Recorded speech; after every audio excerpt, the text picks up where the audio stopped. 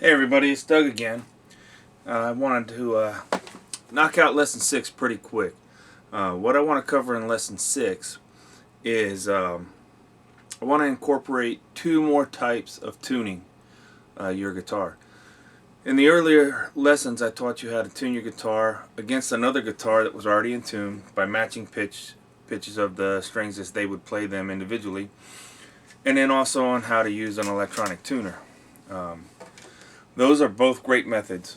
There are two other methods, well, there are basically two other methods that you can employ in tuning your guitar. As a standalone instrument, these methods will allow you to tune your guitar to itself. You would still need to at least match correct pitch either using a tuner or another instrument for one of the strings, and then typically that would be the low E string, and then from that you would go ahead and tune the rest of the strings in relation to each other. I'm going to give you those two methods now. And the reason I wanted to go ahead and provide these is because it's also a great tool, especially for the beginning guitarist, in ear training. If you were to rely solely on a tuner, yes, you'll always have your guitar in tune. But this helps you focus in on little, especially when it's close but not quite right. Focus in and make your ear more acute at detecting that and fixing it. And that's really gonna become critical later on if you're gonna do leads and solos and you're doing a lot of bending. I've listened to a lot of guys that were super fast, had great phrasing, everything about the solo was right, but they were a semitone off on almost every single one of their bends. And it really grated it to me, maybe because I'm a perfectionist or something like that, I don't know. But it really detracted from their ability to play. And then there's other guys that they're not quick. They have good phrasing and stuff like that, but they sound tremendously better and more impactful because they do have that natural ability to bend a pitch by ear, and it goes along with chords and stuff like that. It all because there'd be chording techniques that you may employ where you may, if you're fretting a chord wrong after I teach you how those shapes are and how to go ahead and make those chords, oftentimes people will just be pulling on one string a little bit too much, and we'll be pulling that. By doing that, you're going to be making it just slightly sharp. If your ears aren't trained, you'll never pick it up. Other people are going to hear it when you play it, but you might miss out on that and not be able to correct it. So there's a lot of reasons why it's good to know how to tune your guitar against itself. But remember, it's always best to double check that. Do it manually first. After you gain or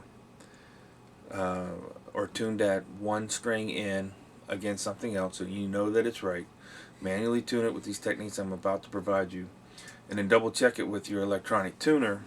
That way, it's always right, and you got the best of both worlds. You got a perfectly tuned guitar, and you are perfectly training those ears as you go along. Alright, so no more introduction. I'll go ahead and get right into it. Alright, the first method, I'm going to do this a simple way and just scoot up to the camera, is based off of the 5th fret. Alright, previously I mentioned that this guitar, string to string, is set up in fourths. Now what does that mean? Okay, so if we were to go to the low E string, open, that of course is an E. Alright, in the key of E, the second is going to be an F sharp. The third is going to be a G sharp. Then that fourth is an A. So at the 5th fret, you are playing the fourth interval of the E major scale. Okay, that is also the next string, going physically down the guitar. Okay, so that A at the fifth fret on the sixth string should correlate with the A played open on the fifth string. If it's not, then it's that those strings are not in tune with each other, and you'll make those adjustments. And the same thing would go along from A to D, and then D to G. Okay, and the same principle applies. A would be the first in A major. B is the second in A major. C sharp is the third, and and then D is your fourth. So that's where they get, or that's where what I mean by the guitar is tuned in fourths. All right, now things change a little bit when you get to the G and the B strings, when you're tuning those two strings, and that's because the interval, or B, it's a better way to say it is, B is not the fourth degree in the key of G. So let's see what it is. All right, G being the root is 1, A would be the second, and then B is the third. All right, now C is the fourth in G, and it would be at the fifth fret. But we don't tune it. Excuse me. We don't tune the guitars with that string as a C ordinarily. I mean, there may be some instances where somebody's doing that for some special tuning that they want to employ, but traditionally we don't. It has to do with, or at least I believe, the reason they've done this for so many years is it has to do with chord shapes and the ability to get more open chords up here in first position without having to reach back, because every chord would have to be fretted a half step back. The hand positions could be really, really difficult, and then you wouldn't have that interval. You wouldn't be tuning the high E string to E if you were going to keep that circle of force, or whatever you want to call it, in place. So they chose to tune G to C. That's a third away. And let's just double check, right? So we got A, G is open, the second is A, and it's whole, half, remember? So whole. Okay, so the third is B. So G to B, those are tuned in thirds. All right, so what's that mean to you as far as tuning? You would now fret the fourth at the fourth fret on the G string and play that against the open B. And then it goes back to normal on the B to E string. That's fifth, and then open E. Okay, and once again, that means if that correlation is there, that means that E is the fourth of B. So you would, let's see if that's the case. You have B, second in B major is C sharp. The third is D sharp. Fourth is a half a step from the third, being E, and there you go. All right.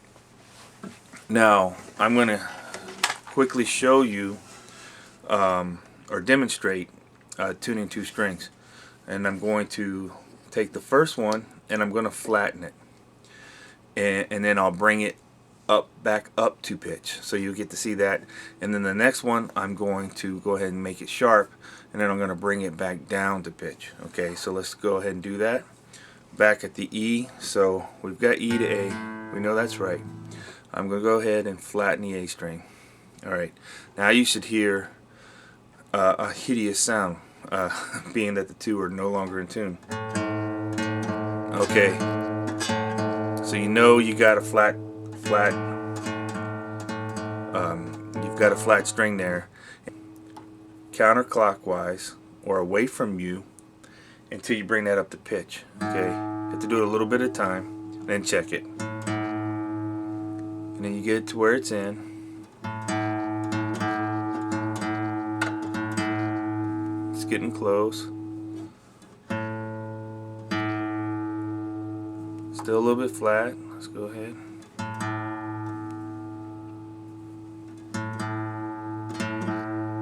Starting to sound better. Really close.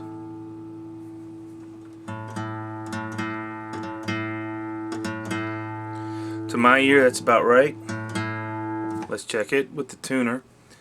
And I'm about 1 cent off, so alright, so that's perfect. You can't hardly tell the difference, but if we got a tuner, tuners can actually any decent tuner is going to be able to tune the string more accurately than you can probably hear. So there we go, we're right back in. Okay, now we're going to do the same thing with the A to D string, but this time I'm going to make the D sharp. So let's go ahead and do that. Alright, you get that thing? Alright, and this time the second string I've plucked sounds sharper than the first. So we know we got to go back. And sometimes it's just hit or miss. You got to try one way, and if that's not working for you, or if it sounds like it's getting more out of tune, then you go to the other way because you misjudged. Alright, and we start making it match. Still doesn't sound good. We're getting closer.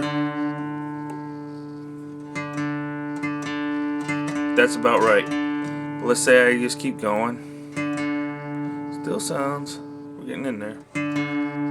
Now it starts like it sounding like it's getting a little flat. I went too far. Go a little bit further just to see. Yeah, I definitely went too far. Alright, so going back up. Baby steps.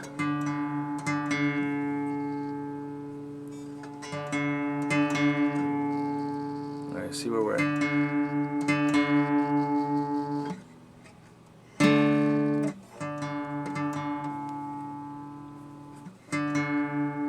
Alright, that sounds about right. Let's check it. Oh, no, it's not right. Alright, let's listen. That's about right. Okay. And when I check it, it's good. Okay. And then you would continue on down, and I've showed you how to do that.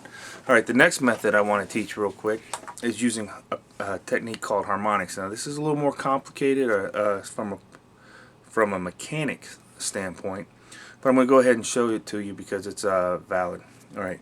Now, real quickly, so it's nice to know, at least to me, why things happen. Alright, harmonics are notes that you can play on the guitar using, especially natural harmonics, using a special technique that I'm going to show you, that are much higher in pitch than what the fundamental or the root note that you would expect to hear off of that string in that position. Now, the reason that happens is what you're actually doing from a frequency and vibration standpoint is when you're hitting these points, you are dividing those strings into different ratios. On the side that's deeper than lower normal frequency from where you've fretted that harmonic compared to that's higher. And it's very, very precise. Technically there's harmonics all over the place. However, there's certain places where they're much more pronounced, much easier to play. The ones that are important to us, there are three. For tuning purposes, 5 and the 7th. The other one that's very important is at the 12th fret. Okay, and the neat thing about 12th, the 12th is actually middle distance between the saddle and the bridge and the nut. Okay, that is exactly halfway in the strings. It doesn't really look like it when you're looking at the guitar, but it is. Alright, so when you strike this harmonic, and I make a harmonic by resting my finger gently on the string directly above the fret that I'm referencing, so the 12th fret, so it'd be directly above the 12th fret. I don't press it down, I don't pinch it against the fret wire. I'm actually just physically trying to put my finger dead center on that string with a light amount of touch, so I'm altering its vibrations. And so what happens is that string gets divided in half, and you get that sound right there. Because it's directly in half, and so is when I fret that string, they end up being the same. The 12th fret harmonic is the same as fretting the 12th note. That's nice when you're playing if you want that note to ring out, but you want to move on to other strings. If I play this and fret a 12th fret, I can only hold on to that. Play things where I can hold on to that string. It's kind of difficult, but I could do it. If I did the harmonic, it could still ring on in there if I wanted to do some kind of harmony against that. Alright, now back to the tuning part. The 5th and the 7th are great because they have a relationship with each other that makes it able for us to go ahead and use that for tuning purposes. The 5th fret, that harmonic is octave, at least one octave, above the root of the string. So what that does for us, or the reason why is harmonics are what happens is those multiple frequencies that come out. There's frequencies that are multiples of the fundamental. There are ones that are additions and subtractions of other stuff that cause it to vary, or they're multiples of a fraction of that note is basically how that would come out, and that's what happens on the next string. Okay, so if you would think if I can play a harmonic at the 5th fret and I can play them at the 7th fret, that this or this at the 7th would be one whole step, whatever that harmonic is, would be one whole step above the harmonic played at the 5th. That's not the case because it's all about the math, and it's how at the 5th fret you're in a position in where you're catching a 2nd or a 3rd harmonic, a straight multiple of that root, and at the 7th you're catching some kind of fraction. The note is different. Okay, so much so that when you play on the A string at the 5th, you're getting a high A. We could find that A, but it's not really important to know how high that A is. It's probably somewhere around there. Yeah, so it's about 3 octaves higher, or excuse me, 1, 2. Let's see. You got A here. You got A here. Yeah, it's about 3 octaves higher. Okay, so that would make it like the 3rd harmonic. The next string, or excuse me, if you go to the 7th, you're actually getting a E harmonic. That matches the one that was played at the 5th. So if I strike a harmonic at the 5th fret on the 6th string and the 7th fret on the 5th string, they match. And the nice thing is they ring out without my hands, and they ring for a long time. So I can match those pitches and make my adjustments. Then you'd move on to the next string set, which would be the A string and the D string, or the 5th and the 4th. And it's the same process. You play the 5th harmonic on the A string and the 7th harmonic on the D string. And you would match them again. Same thing on D to G. Okay, now these are working because, once again, remember, it's the math of dividing this guitar, or the string of this guitar, up precisely. Okay, it's not going to work between G and B, because the B is not tuned as the 4th of G. Therefore, there is a 5th of G, right? Or a harmonic of 5th. That's a G, but you're not going to get a G playing the 7th fret of B.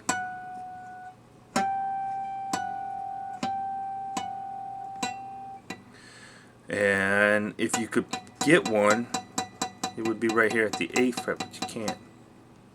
or at least I think it would be at the 8th fret. So you have to tune between G and B in the traditional way. Then you could do B to E on the, but they're pretty high, but they work, right? If you can't tell because they're so high pitched, then you can do those the traditional way too. Alright, so that's the two typically used ways of tuning your guitar to itself. Once again, if you want it to be in perfectly tuned, you need to tune one of these strings, typically the low E string, against something else that you know is correct, like a piano. The other guitar player has already tuned his guitar, or you go ahead and use a tuner. Practice these, use these for the ear training as well as learning the techniques, but then double up and check all that with your tuner so that you are in fact playing in perfect tune when you're practicing. And then if you're constantly seeing that your what you feel is right is slightly flat, you can start to teach yourself and sharpen those skills so that you can become more and more precise with your ear. That concludes this lesson. I hope it was helpful, and I'm looking forward to seeing you in future installments. Take care.